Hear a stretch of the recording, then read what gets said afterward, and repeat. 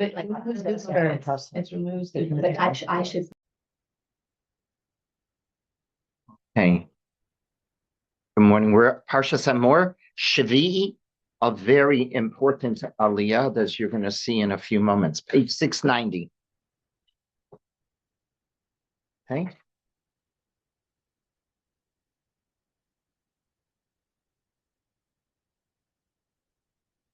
You raised with me?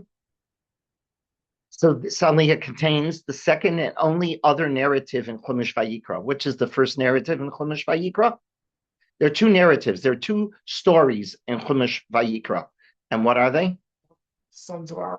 That's correct. Nadav Avihu back in Parsha Shmini, and this aliyah, which is the Mekalo Shem Hashem, the one who's the blasphemer. The blasphemer, and we know very little, as you'll see. Okay? Take a look on, whoops. Okay. Pasuk Yud. Parak Chav Daled Pasuk Yud. Vayetze ben Isha Yisraelis v'hu ben Ish Mitzri b'soch b'nei Yisrael vayinotzu b'machaneh ben HaYisraelis v'ish HaYisraeli. The Torah tells us on Pasuk 10, the son of an Israelite woman went out, and he was the son of an Egyptian man. Assimilation, right? We have a mother that's Jewish, a father that's not Jewish. Among the children of Israel, they fought in the camp, the son of the Israelite woman and an Israelite man. So you have a battle. Do we know anything about the battle? No. We don't know what caused the argument, but we know that the man whose mother is Jewish, the father is an Egyptian, and he has a quarrel with another Jew in the camp. Then, Pasuk Yud Aleph, Vayikol beno Isha Yisraelis as Hashem, Vayikalel vayaviu also el Mishah b'shem imo Shlomit bat Tivri l'matedon. And the son of the Israelite woman pronounced the name of Hashem and blasphemed. So they brought him to Moshe. The name of his mother was Shlomit, right? Shlomit bat Tivri, from the tribe of Dan. Vayinichu b'mishmor lifrosh lahem al pi Hashem. And they placed him under guard to clarify to themselves what they're supposed to do with him. They have to ask Hashem, what are we supposed to do with him? By Deborah Hashem al Moshe Emor, Hotzei es hamekalel amechutz lamachaneh v'samchu chol hashomim es yideyem al rosho v'ragamu oso kol ha'edah. Hashem now speaks and says what? Remove the blasphemer to the outside of the camp, and all those who heard shall lean their hands upon his head. The entire assembly shall stone him. So Moshe is being told what to do with him, right? Vel b'nei Yisrael tedaber lemor, ish ki yakalel elokov v'nasa chato. And the children of Israel shall you speak. You shall tell them and say the following: any man who will blaspheme his God shall bear his sin. V'nokev shem Hashem mos yumas rogum yirgemubo kol eidah kager ko ezrach b'nokvo shem yumas. And one who pronounces blasphemy, the name of Hashem, shall he be put to death, and the entire assembly shall surely stone him. Proselyte and native alike, when he blasphemes the name, he shall be put to death. The ish ki yaker kol nefesh adam mos yumas. And a man, if he strikes mortally any human life, he shall be put to death. The ish the umakeh nefesh beimo yishal meno nefesh tachas nefesh. And then it says, and a man who strikes mortally an animal life shall make restitution, a life for a life. Then the ish ki yitain mumba amiso kasher also ken yaseh lo pasuk yutes. And if a man inflicts a wound in his fellow, as he did, so shall it be done to him. The ish shever tachas shever, ayin tachas ayin, shein tachas shein, kasher yitain mumba adam ken yinasem bo.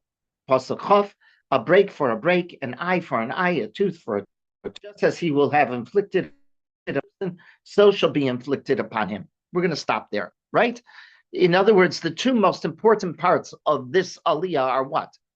The story of the blasphemer and the whole idea of ayin tachas ayin, an eye for an eye, a tooth for a tooth. Is that way we understand that pasuk? No. And we'll talk about that. Nobody If you, God forbid, harm another person and he loses his eye, do we come and punish you by taking out your eye? That's not the way the halacha works. But the So- Goyim think that It became one of the sources of the greatest anti-Semitism that was used against the Jews historically. Correct. Eye for an eye. Yeah, it's a source for tremendous problems. Isn't it a pasuk earlier in the Torah where it's more clear that it refers to restitution? Mishpat. Mishpatim? Mishpatim, what does it say? No, I No? mean, not, well, we'll talk about that. We'll Okay. talk about that. Okay. So in both of these cases, the comments of the Rav are selective, as always. But in order to fill in the gaps, I'm going to share with you some ideas both from the Chama Leibovitz and from Rabbi Sachs, and the Rav, of course. Okay, so let's go back to Chof Daled Yud. Let's go back to the very beginning. Pasuk Yud on page 690, bottom of 690 and 692. Vayetze ben Isha Yisraelis v'hu ben Ish Mitzri betoch b'nei Yisrael vayinatzu b'machne ben HaYisraelis Ish HaYisraeli. The son of an Israelite woman went out. Where did he go? Everybody wants to know, where is he coming from and where did he go, right? But we do know what happens. There's a fight. The details of their fight are not spelled out. Why they're fighting, we don't know. The only thing we know is that one of the men, the one who will be the blasphemer, is from an assimilated relationship of parents. Mother Jewish, father not Jewish. His mother is Jewish. We are told her name is Shlomit Bat Divri. She's from what tribe? Dan. His father, not Jewish. Where is he from? An Egyptian. That's all we know. That's what we're told. Rashi and all of the major Mefarshim are bothered by what does the Torah mean when it says Vayetze ben Isha Yisraelis, and he went out. From where did the blasphemer go? Where is he coming from and where is he going? Because the Torah clearly tells us that he went out among Bnei Yisrael, right? He has a quarrel where? Right smack in the Jewish community. He has a quarrel on the Jewish street. That's what it seems to say. Rashi offers three different answers from where did he come. The first is the Sifra. And the Sifra is fascinated by the wording, Vayinatzu b'machaneh. They strove together in the camp. Why is the Sifra so interested in Vayinatzu b'machaneh? The Sifra focuses on the word b'machaneh. It can't mean in the camp because everybody's in the camp. We're all in the camp. We're in the desert. Where else are we? So all the Jews are there. That's where everybody was. So what does it mean? Vayinatzu b'machaneh. Rather, it notes that this word must mean that they argued about the camp. Vayinatzu, not that they fought in the camp. The Sifra says everybody's in the camp. It can't mean that. You're not telling me anything by telling me that they fought in the camp. Where else are they supposed to fight it? Right? That's if there's a quarrel, what else? Oh, so what's the quarrel? Vayinatzu b'machaneh. Don't read it as they fought in the camp, but they fought about the camp. It is this that led the Sifra to say that what did the Mekalel argue? He said, my mother is whom? Shlomi Bat Divri from Shevet Dan. Therefore, I have a right to pitch my tent where? In Shevet Dan. With this argument, he applies to the Beis Din of Moshe. Moshe is the adjudicator, correct? He's the court. So they go to Moshe. And Moshe doesn't agree. Moshe, first of all, Moshe denies the right. He says, no, you can't, you have no right to, I'm sorry? I thought that. Okay. Okay. Excuse me for 2 seconds. Let me admit all. Okay, everybody should be in now. There was a backup with getting this started. I apologize. Okay, hopefully everybody is in on the Zoom. Okay, so Vayinatzu b'machaneh, he's right. We're dealing with the page 690, 692 in the Chumash. It's Shavi in Emor, and the story is the Mekalel Shem Hashem, the one who blasphemies God's name. And very few details are given by the Torah. The only thing we know is that this man who's going to blaspheme Hashem is from an assimilated family. His mother is from the tribe of Dan, Shlomit Bat Divri, that we're told. His father is an Egyptian. We don't know his name. Rafael is an Egyptian, and he argues with somebody, gets into a quarrel. Where does he get into a quarrel? So everybody wonders. Rashi is quoted. I'm using Nechama Leibovich in particular in this opening part to fill in the gaps for us, because then we'll discuss how the Rav understands the comments throughout the parsha, throughout this aliyah. But just to understand it, to get our feet wet. Again, we know very little. So, but all of the Mefarshim, in particular Rashi gives us three different possibilities of where it says, what does it say? Vayetsu. Read it again. It says on page 690, Vayetze ben Isha Yisraelis, and he went out. He went out from where? Where did he go? So Rashi, this is where we're focusing. Rashi says, my first approach is the Sifra. And the Sifra says, Vayetze. Where did he go? It doesn't mean where did he go, geographically. What does it mean? They argued over the Vayetze b'machaneh. Translated, everybody's in the machaneh, so he didn't go out into the camp.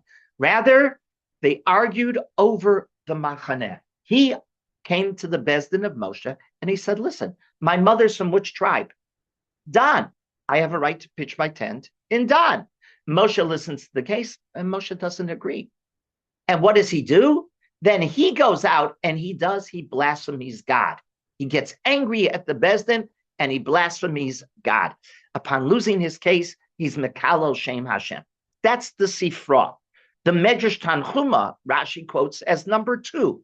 The Medrash Tanchuma, remember, he's giving 3 different possibilities. What does it mean by Yetzek? Where did he go? The Medrash Tanchuma, in the name of Reb Levi, notes that the word that is found in the Torah right before this story, take a look on page 690, Pasuk Tes. What is the Pasuk Yud? Hu lo me'ishei Hashem chok olam. What's the word right before this story begins? Olam. Reb Levi says the juxtaposition of olam means the entire world, right? The entire universe. Based on that juxtaposition in the Medrash says in the name of Reb Levi, he went out? He went out from the world. He lost it all. He lost his right to be in this world.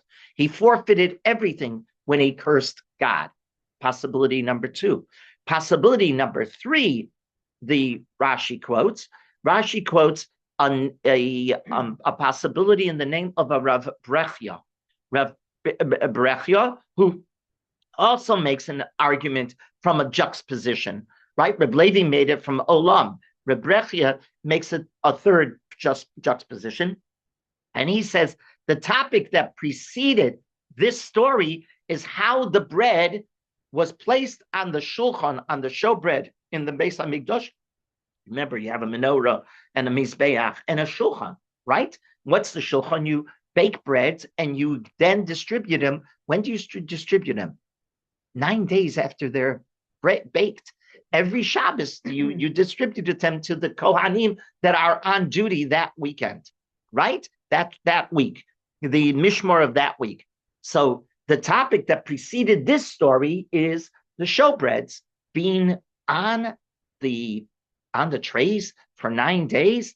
And so they say this man who was Mikalo turns and screams, what's going on here?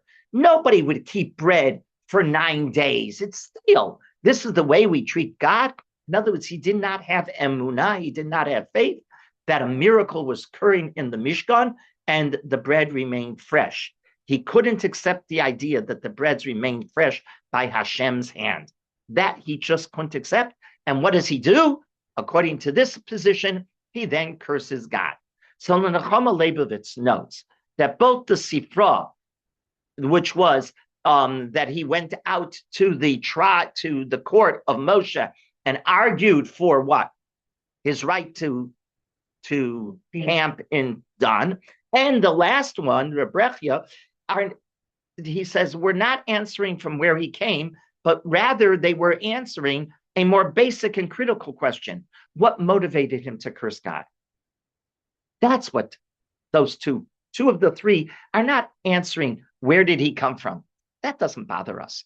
Rather, you read the story and you want to, 2 seconds, you want to, according to Nechama Leibovitz, when you study these 3 positions that are offered by Rashi, 2 of them are answering a bigger problem. The big problem is, what in the world caused him to, because the Torah doesn't tell us, what caused him to, what motivated him, 2 seconds, to curse God? So the Sifra offers a basic reality in life. Often when one loses his case in court, he feels what? He feels that he didn't get justice. That's his argument. Justice is my side. I'm right. And if you lose in court, what do you become? You become anti the judicial system. In our case, it's just that which led him to curse God. God is the law. The law is worthless. I didn't get my day in court correctly. The God is worthless. The law is worthless. And he curses God, according to the Sifra. The Rashbam notes this very fact. Rashbam, Rashi's grandson, says, the text refers to the, I'm giving it to you in English, the text refers to the usual occurrence. Rulers and judges adjudicate civil and capital cases, and people are more likely to curse them. When you don't get what you want in court, you curse the court.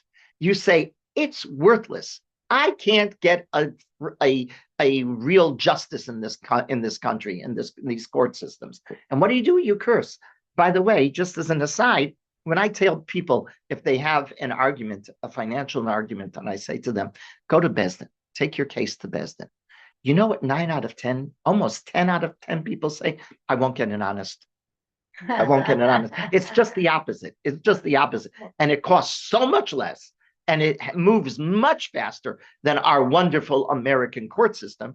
But what do you say? No, we won't get a good. I'm telling you, it's crazy.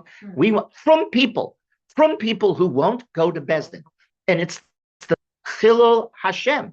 It's the biggest Chilul Hashem. Why is it the biggest Chilul Hashem? Because you're saying the Torah can't give you justice, right? It's in many ways you're Makalel. Right? By doing that. Okay, that's point 1.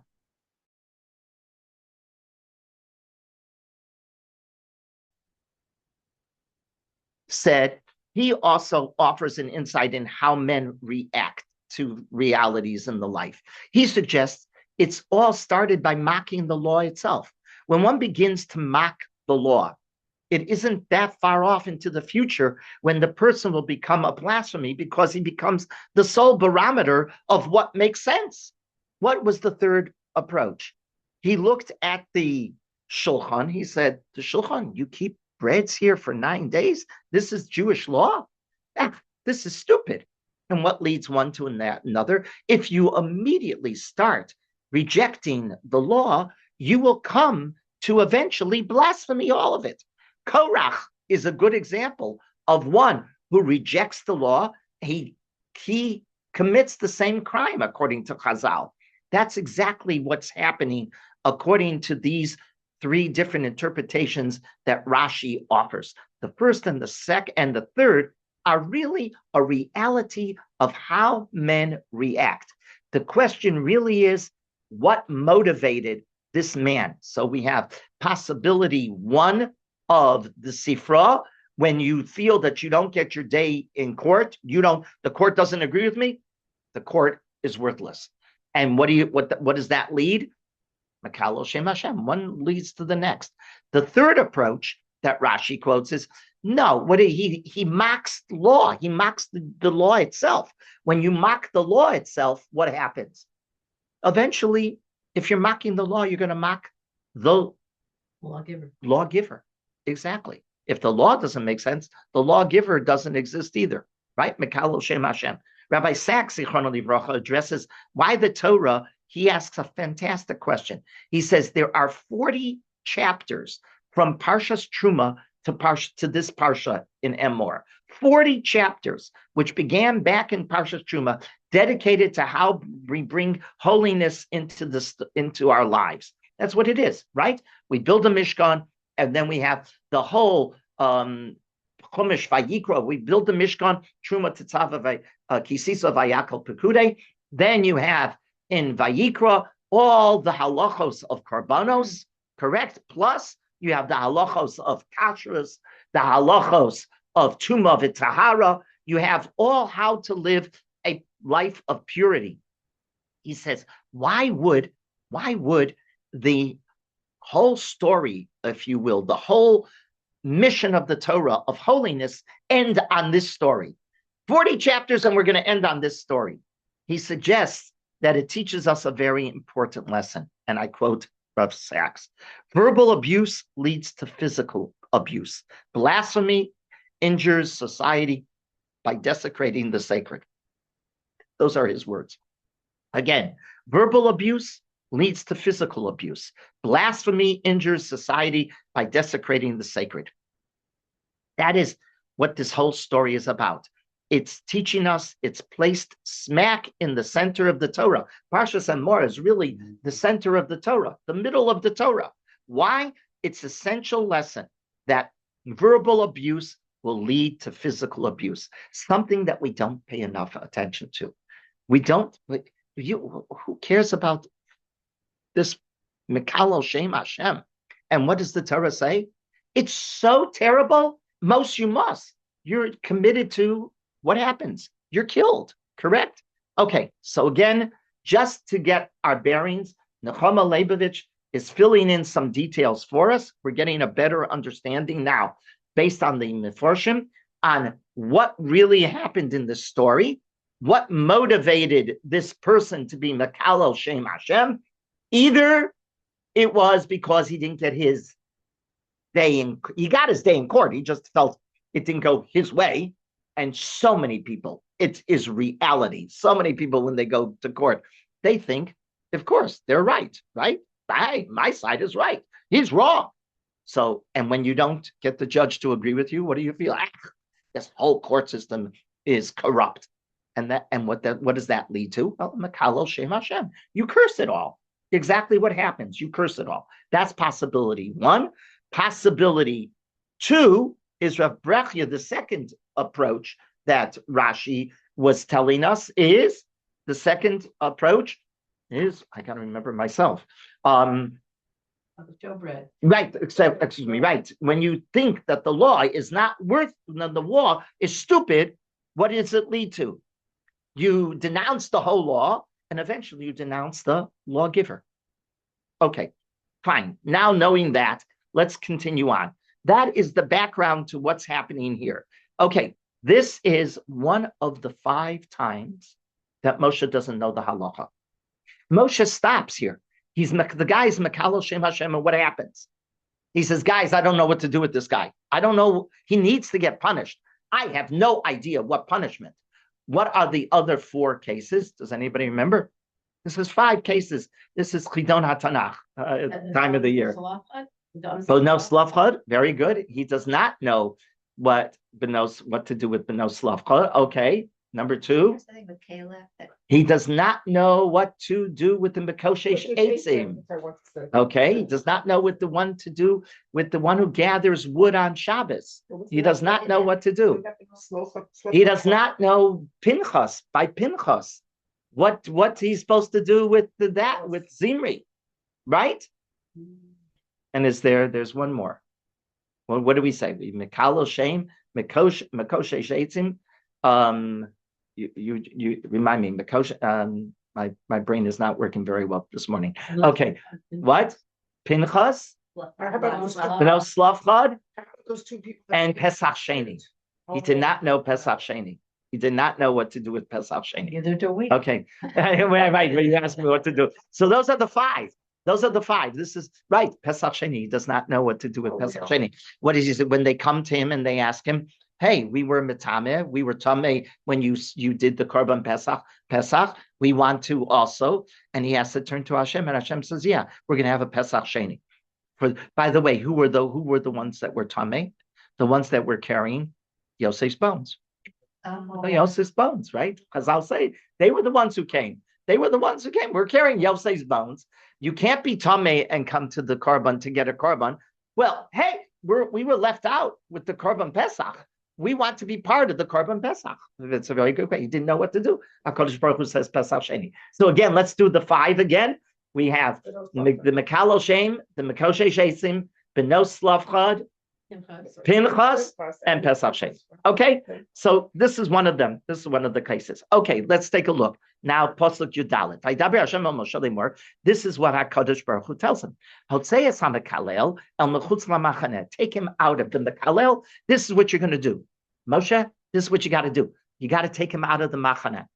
Remember, where did they argue? In the Machaneh. But we understood that everybody's in the Machaneh.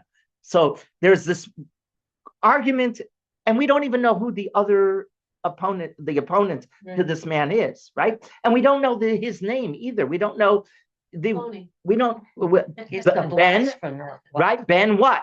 Hamakalo Shem Hashem Ben Shlomit Bas Divri. That's all we know. We don't even know his first name. We don't even know the Makalo's name. We just know him as, historically, what is he called? The Makalo Shem Hashem, the one who blasphemed. He's the first one to ever blaspheme God's name. Take him out. V'samchu, read the words very carefully.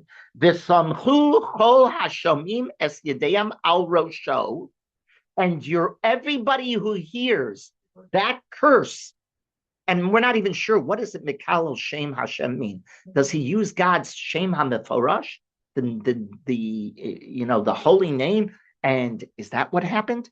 He just used the name? Or did he say God is cursed? We're not told. We're not told. That's not clear. But he did curse some way, right, God? So now everybody who hears that curse, what are they supposed to do? Everybody who heard it, they're to place their hands on his head right before he's killed. He's going to be executed, right? Right? V'samchu kol hashomim es yedeyam al rosho v'ragemu oso kol ha'edah. And the entire assembly shall stone him. That's what the pasuk says. This is a unique pasuk. We have Rabbi Sachs points this out. There is no other place in the entire halakhic corpus where somebody is killed and all of the people that saw or heard it have to put their hands on the person right before he gets killed. Right? That's exactly it says. So the Rav is fascinated by this also because this is a unique moment. And so that, by the way, is a good Chidona Tanakh question too. Where in the Torah are we told that, right? That everybody who witnesses or hears something right before an execution has to put their hands on the head? This is the case, the Makal Shem Hashem. So the Rav notes the Gemara in Sanhedrin, Nun Vav Amud Aleph 56a, describes the sensitive nature of this trial that oversees the one who is the cursing of God, the curser of God. And the Rav quotes the text of the Mishnah. Listen to the Mishnah. I'm going to quote the Mishnah in English. When the judges examine the witness, they do so using a pseudonym for the name of God. When they judge the witnesses come in and say he was Mekal Shem Hashem. Remember, this is brought before a court, before the Beis Din. You overheard somebody Mekal Shem Hashem. So you bring the two witnesses that heard him, and what are they asked? The Mishnah says they're told in Sanhedrin, they're told, don't tell us exactly what he said. We don't want to hear that at this juncture. Because what happens in a court? A courtroom is open to everybody. You don't kick anybody out. So the court is listening, the court is in session, and they're cross-examining the witnesses. Oh, you heard the Mekal Shem Hashem? Before you tell us, just use a pseudonym for God's name that he used. Don't tell us the exact name. However, the Mishnah goes on, when the punishment for the blasphemer is about to be announced, the court is now going to decide, is he a Mekalel and does he get death, right? The judges may not pronounce sentence based on a pseudonym. They've only heard the pseudonym. So what do? Rather, everyone but the judges and witnesses are sent out of the courtroom. They're told, clear the courtroom. So who stays, the Mishnah says? The judges and the witnesses. And the judges then turn and they say to the most eminent of the witnesses, quote unquote, state explicitly what you heard the blasphemer say. Now nobody else is in the room. Who's there? The judges and the witnesses. And the judges turn to them and say, okay, now tell us, what did you hear? And then the witnesses say, they state explicitly what they heard, the curse, right? And they say it out loud. The witnesses tell us, and upon hearing the blasphemy, the judges stand on their feet. This is what the Mishnah is. Stand on their feet. They tear kriya, as if death has occurred, right? Never to repair that, the Gemara says. The Mishnah says, that rip must never be repaired. We who are, Baruch Hashem, blessed with so much clothing and right, we have everything we need. We do. We have everything we need. But there was a period in time in history, not so long ago, where a garment, that's all you had. You had one or two garments, right? You had one or two shirts, one or two. I have a closet filled of suits. I don't have to wear the same suit every day, right? But here, to leave it, and the Mishnah says never to be repaired, that was a big thing. You're just throwing a garment, how many do you have in your closet? One or two? Okay, now I'm down to one. That's exactly what it says. Upon hearing this, the judges stand on their feet, they rend their garments, never to be repaired. And the second witness then says, I too heard as he told you. That's the Mishnah.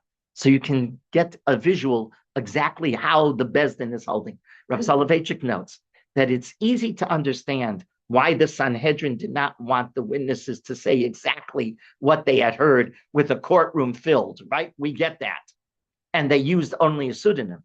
But if that's so, right, then why did the Sanhedrin insist that the judges hear the witnesses tell them exactly the offensive words? I understand the first part, but you told me, why do the judges have to hear exactly what he said, right? They cleared the room, and then they heard. So the Rav quotes the Rambam in Hilchos Avodah Zarah, Perek Beis Halacha Yud, that it's based on the comment of a Sifra that notes that since the Torah does not just say Hashomim, take a look back here in this pasuk Yud Daled. Hotzeas hamakalel mechutz lamachane v'samchu. What's the next word? Kol hashomim. It doesn't just say hashomim, all those who heard, but all those, kol hashomim. This includes the judges who must be, kol hashomim means the judges must be included. They must hear exactly the words. Now, why must they hear them? Not to commit him to, interesting, the Gemara says, not so that they can punish him, but rather so that they will participate in placing the hands on the head. Remember, who has to place the hands on the head? All those who heard, right? The pasuk says, who's placed? The guy has been sentenced. He's going to be killed. He's going to be stoned. He was Mekalo Shem Hashem. So what is everybody who heard the curse happen? What do? They gather around the man that's going to be killed, and they place their hands on him. Then they take him out and they stone him. Got it? So the judges have to participate in the Samchu Kol Hashamim. They have to put their hands on the head of him as well. But they only can do that if they heard the curse, right? What's fascinating is that the Rav notes that this has nothing to do with the sentencing itself. The sentencing they can do without hearing. They were told, the witnesses told us in a pseudonym. We heard. The judges could sentence without hearing the exact curse. They could have depended on the testimony of the witnesses and everything would have been fine. What they could not have depended upon the witnesses is to place the hands, they had to hear. To participate in the actual execution, they had to hear the Mekalo Shem. What we should note is that this is the only place, as I pointed out before, where the halacha requires that the witnesses are to lay their hands on the sinner's head. Rabbi Sachs explains that this is uniquely required here because the blasphemy affects everyone. As soon as you have a person blaspheme God, it will impact the entire community. It erodes the role of the rule of law. That's what happens. It's beginning to erode the rule of law. Okay, so that's pasuk 1. Yeah. Okay. Didn't they also want to hear it to make sure that was No. actually a curse? No, They knew for sure that. no, they trust the witnesses. Fascinating. That's what the Rav is pointing out. The Samchu Kol Hashamim. What did the judges have to do? They had to hear the curse only so that they would participate in the Samchu al Harosh. So it wasn't proof that it was. No. No, it's fascinating. That's the halacha. Okay, and when it says Baragmu to Kol Ha'edah, is Kol Ha'edah just the people who heard and That's the correct. judges? Or is it the entire people of Israel, Kol Ha'edah? And who's going to start? No, Yeah, I think the entire. I see what you're saying. Yeah. Yeah, everybody will participate. The whole. Didn't hear. That's right. Oh. But who's going to place? But who's going to place their hands? Only those who heard. Oh, only those who heard. And now, who is that going to be? The witnesses The judges. and the judges. Now, normally, It'd be more than two witnesses. Yeah, exactly. If there were more than two witnesses. It could be many more. Sure. Right. But who's going to stone? All of Bnei Israel participates in Would the all the witnesses have to testify, or just two and you're done? Normally it's on, Pish De'edim, so. Yeah, you just need two. Yeah. You just need two. You just need two. Is the effect of specifically the hands that you're like Yeah. feeling connected to that? You're 100%. You're taking responsibility. Nothing like this could have happened if we would have had an educational system really working. If we're all worried about every family in the community. Interesting. I take a look at this whole story as a total reflection of what happens in the community. Who's the mother? She's on the outs. She's on the fringe. She's on the fringe, right? She's on the fringe. Has anybody been taking care of her? Has everybody been watching her? Right? If you think about it, who's at the fringe? I understand it happens all the time. We ignore the fringe at our own peril. The story is about when you ignore the fringe, you ignore the fringe at your own peril. And the community has to pay for it because the community could have avoided this. And and by the way, do we need to know his name?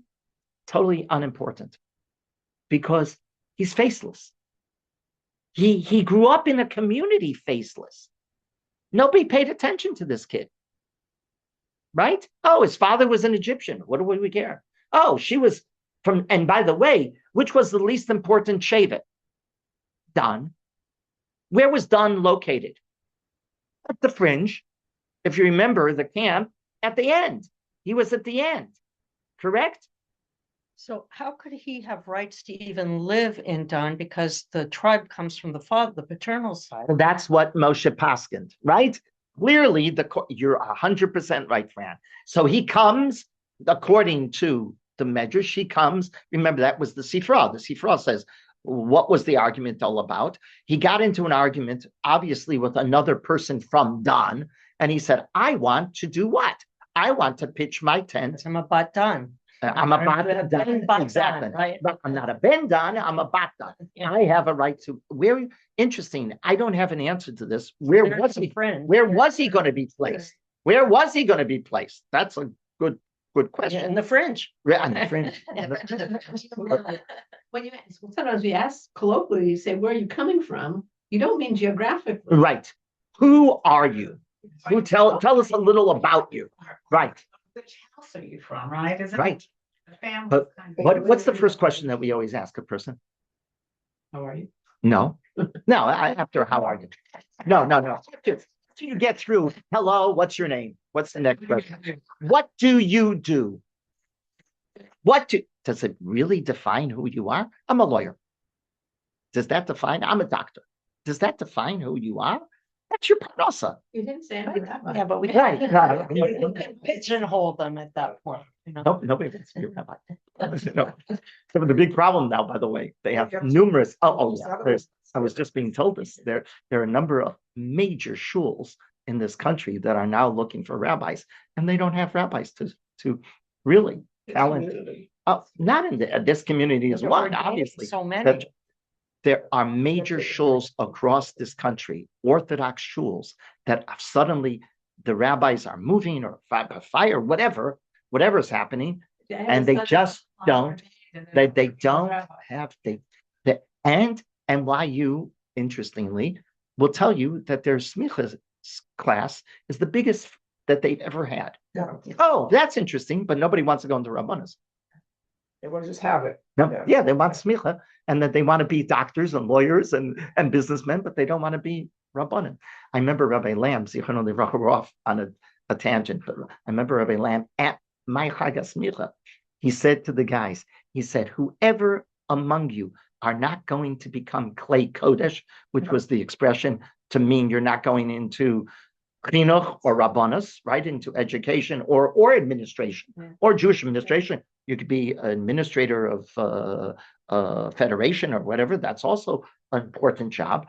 So for the community, if you're not becoming a communal servant, quote unquote, you're not to use the title. Wow. So when they give you an aliyah, I remember him saying this in the Chag HaSmicha. He says, when they give you an aliyah, don't tell the gabbai you're harav. You're not harav. You got smicha. Wonderful. Keep quiet. You don't show off. The title is only for those who are serving in the community. It's like an honorary doctor. That's right. Rabbi Dr. Norman Lamb, Zichrono Livracha, he said it in the Chag HaSmicha. It's published. I remember him saying it.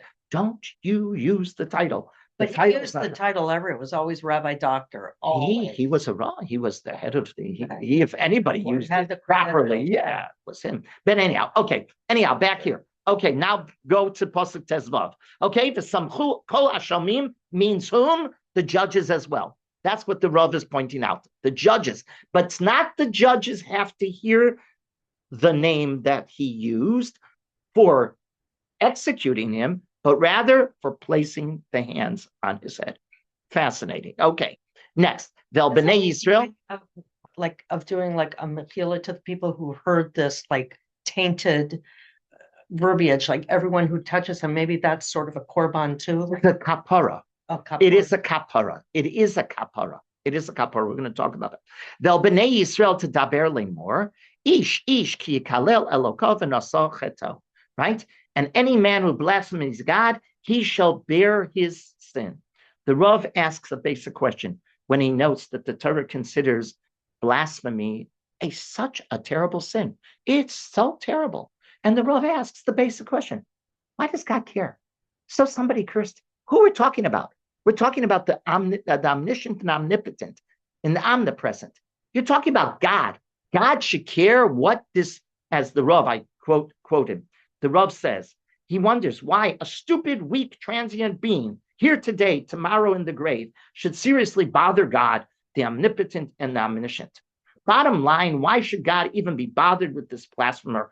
On the top of that, to punish him with death. Right? That's a great question. Is that the question that Rabbi Sachs answers? Well, and it affects everybody? Well, the Rav takes it one step further. The Rav explains that God is not responding to the indignity being shown against God. That's not what this is all about. Rather, by acting this way, the blasphemer has done what? He's destroyed. The Rav is philosophically just so insightful here. He says, by the blasphemer blaspheming him, who is he destroying? He's destroying the image of God that he was created with. Every one of us, the Jewish revolution was that every human being is valuable because every one of us are created in God's image. But that doesn't even, but it doesn't even end there.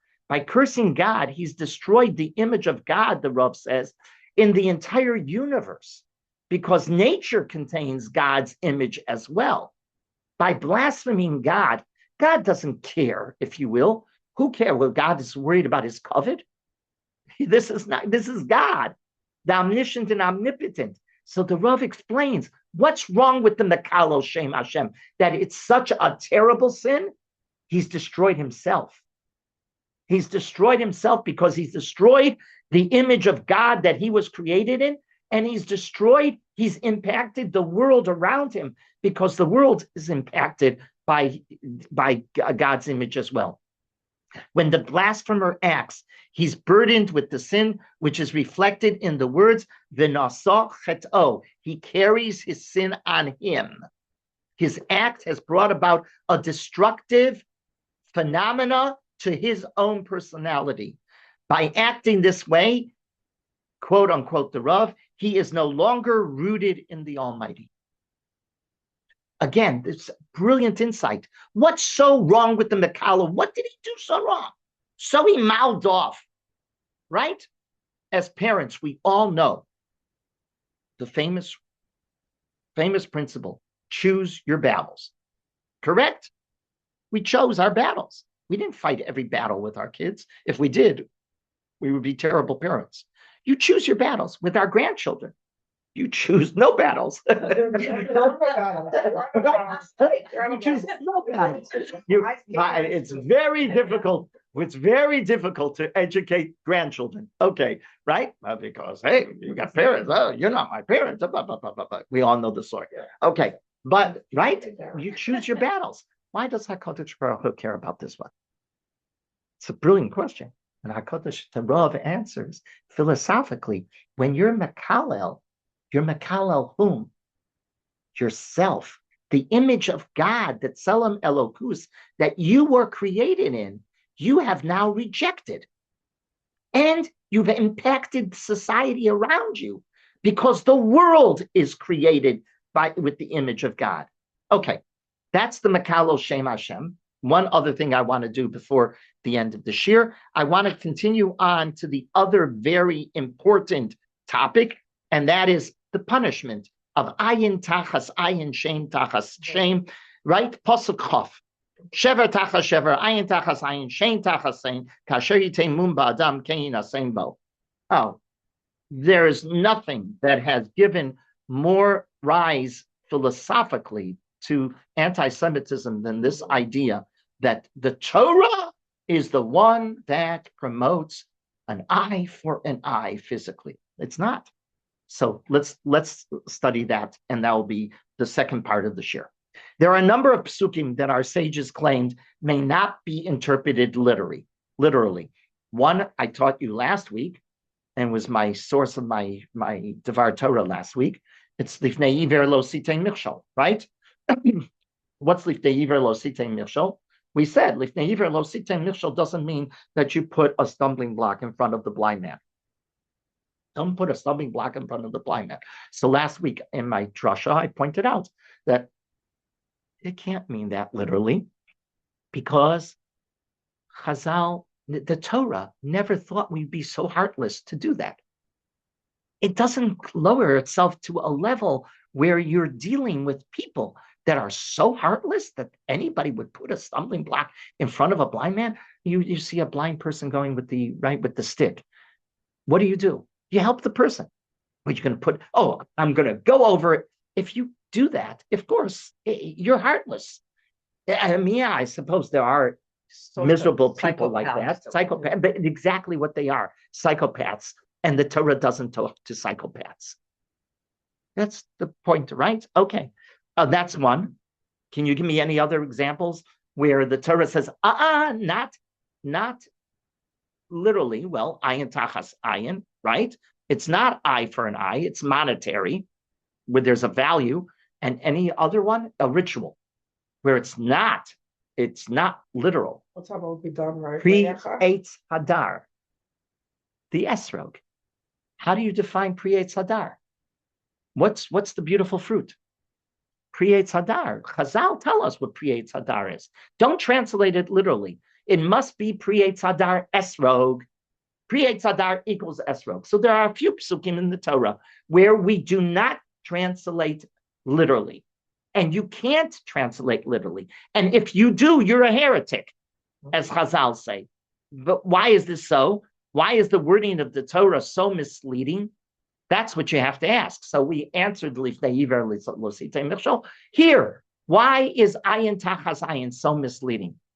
Right? That's the question. And the Rav explains that man's organs do not only perform an organic function. For example, when you see a tree, do you only see the physical tree? Or do you also perceive and appreciate and apprehend the beauty? What do you see when you see a tree? You see much more than just the tree, the physical tree. You see much more. Your sight is much more than just the physical. Because of this, the wording of eye for an eye isn't limited to be understood in a physical interpretation. The Rav notes that the Rambam in Hilchos Chovel Umazik, Perek Aleph, Halacha Vav, wrote the following: Afal pisha dvarim elu nir'im minyan Torah shebichtav kulan meforshin he mipi Moshe mehar Sinai v'kulan halcha l'maaseh biyadenu v'chazer ra'u avosenu danim beveit dino shel Yoshua uvev dino shel Shmuel haramati uv'chol beit din uveit din she'amdu mimot Moshe v'ad achshav. The translation of that Rambam. Even though these matters appear to be derived from the written Torah, they were all explicitly explained by Moshe at Har Sinai, and all of them have been transmitted as practical halacha. And this is how, listen carefully, this is where the Rav brilliantly analyzes the Rambam, and this is how our forefathers witnessed these laws adjudicated in the court of Joshua and in the court of Samuel of Ramah, and in every court that arose from the days of Moses till today. What did that say? The Rav focused on the fact that the Rambam stated that our forefathers witnessed. They went into the Bezdin of Yoshua. They went into the Bezdin of Shmuel, right? And they saw what? What did they see? They witnessed and they saw that these halachos of ayin tachas ayin were not physical. What were they? Monetary. Why is it so important that the Rambam says, and they witnessed? Just tell us, the halacha is, ayin tachas ayin is what? Financial. Right? Tooth for tooth is not a tooth for a tooth. It's financial.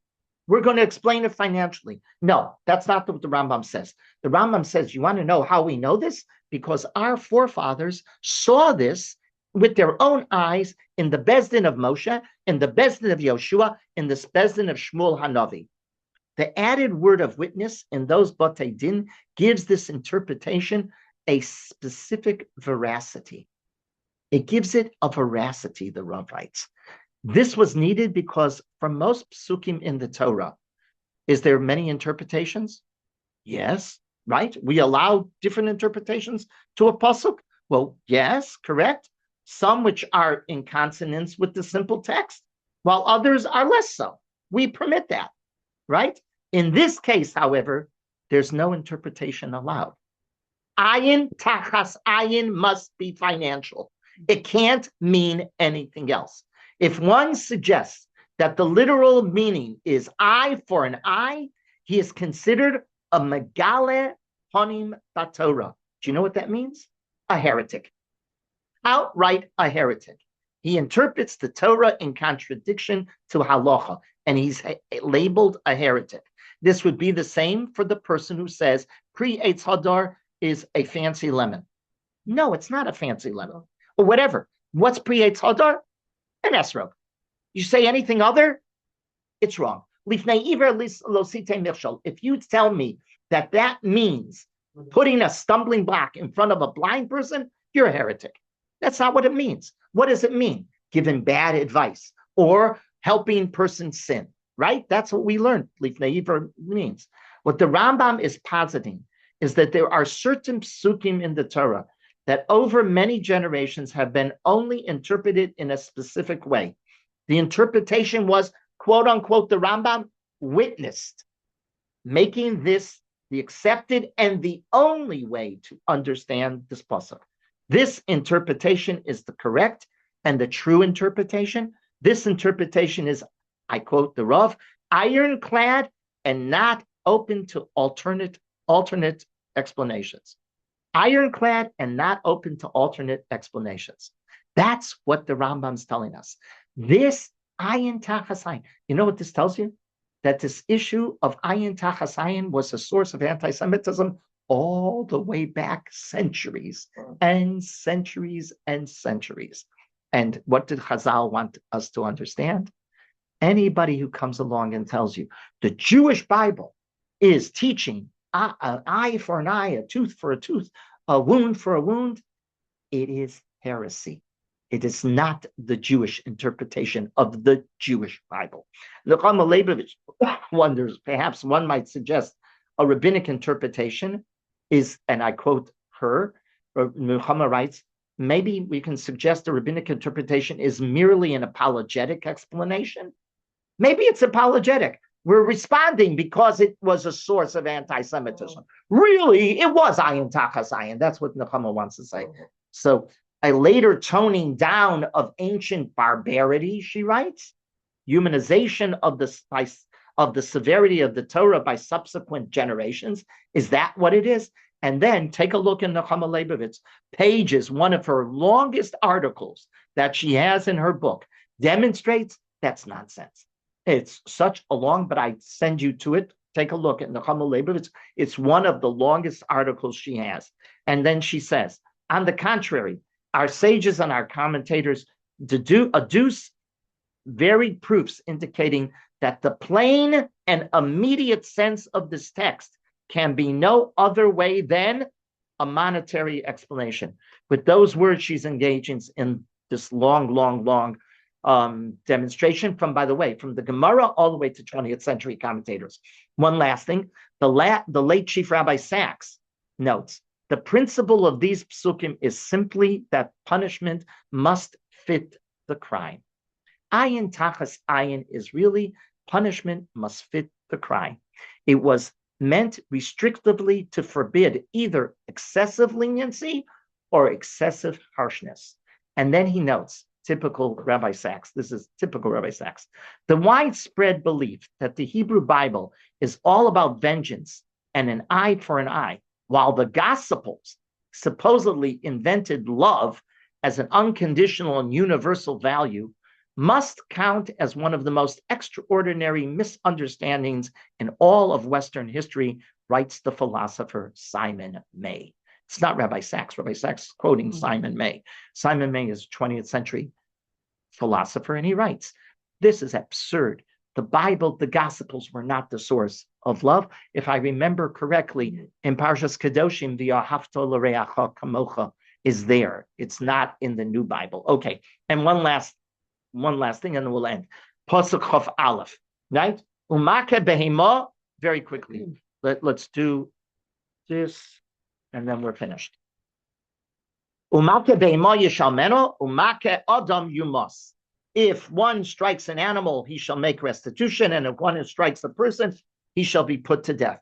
Rav Soloveitchik wonders why the Torah places right after recording the story of the blasphemer, the issue of what punishment we are to give for a murderer, for one who maims a person or one who kills an animal. Why is that?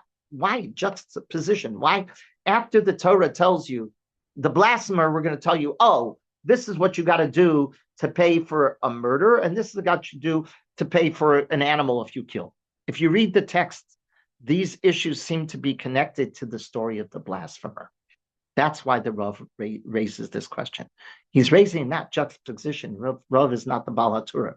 The Rav is saying, if you pay a close attention to the text, it seems to be connected, one issue with the other. That's why in the text, it seems like it's going from one to another as if they're connected. And the Rav notes the answer is found back in Bereshis, Perek Tes, Pasuk Vav, 9:6, which creates the foundational approach to the value of man. The Torah does.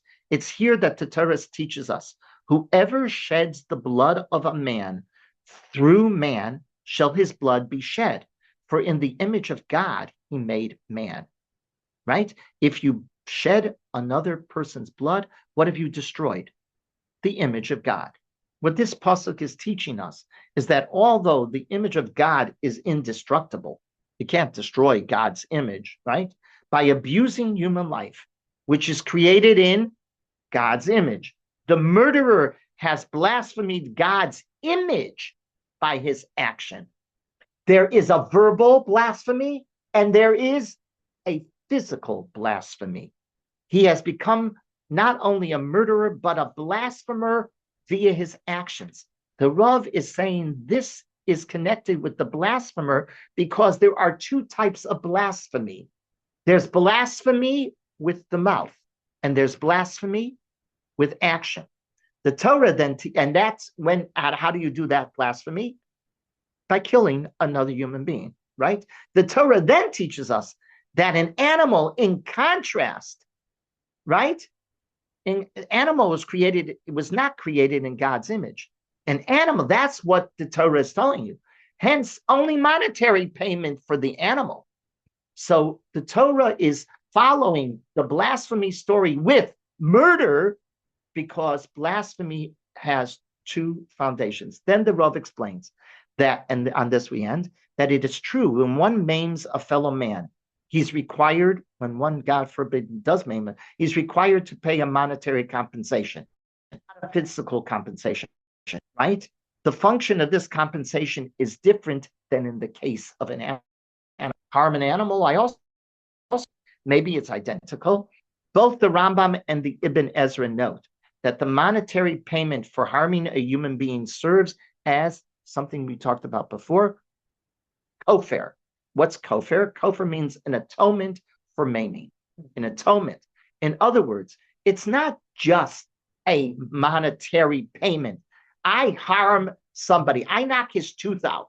I have to pay a monetary payment just because I have to pay a monetary. No, that monetary payment becomes, if you will, I diminished God's image by knocking that tooth out. I, God forbid, harmed God's image. I impacted God's image by, God forbid, blinding the person, right? And that can't possibly be replaced by money. What does the money do? This is exactly what the Torah is telling us. An eye for an eye, a tooth for a tooth. Just as he inflicted injury upon a person, so shall he be inflicted upon him. The words imply that there is, in fact, no true restitution for causing a loss of an eye. You can't replace that eye, right? Because one has diminished. Rather, why do you have to pay something? Because you've diminished the spiritual image of God by harming another human being. The best we can do in this world of ours, we're limited, is what? A kofar, a restitution, something, a financial payment. It's the financial payment is not to replace the eye, not to replace the tooth, not to replace the wound. That can't be replaced. You lost a leg, you can't replace with money. The quality of life. 100%. The best we can do, the Rav points, is that we insist a financial payment as an act of atonement because we've done what? We've diminished the image of God in another human being. That's what's happening in this. But I think it's so important what Rabbi Sachs says, the widespread belief that the Hebrew Bible is all about vengeance and an eye for an eye, while the Gospels supposedly invented love as an unconditional and universal value, must count as one of the most extraordinary misunderstandings in all of Western history. They're heretics. Right? Okay. Okay. Thank you. Excellent. Sure. Interesting. Wow. I didn't realize that. Well, what about the boy, the guy that curses his parents? Doesn't